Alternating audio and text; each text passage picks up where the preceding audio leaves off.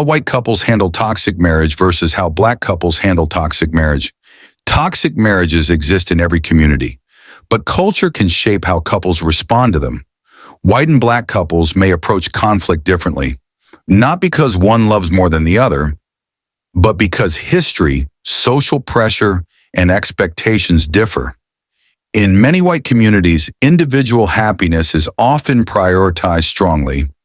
If a marriage feels emotionally draining, divorce can be viewed as a practical solution. Personal peace may outweigh social perception.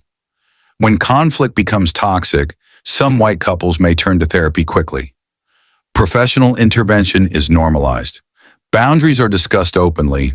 Separation can be framed as self-preservation. In many black communities, marriage can carry deeper communal weight. Family reputation and generational stability matter. Leaving a marriage may feel heavier. The decision affects more than just two people. Black couples may lean more on extended family or church communities during crisis.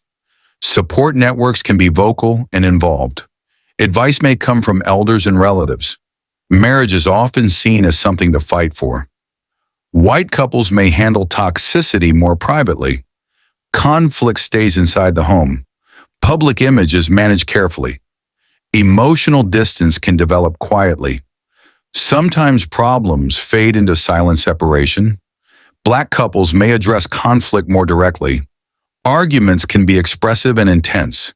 Emotion is not always hidden, but confrontation can also mean engagement. Financial pressure plays a role too. White couples may have more institutional support or generational wealth cushioning separation. Black couples may face economic barriers that make leaving more complicated. There's also stigma to consider. Divorce in some white spaces is common enough that it carries less shock value.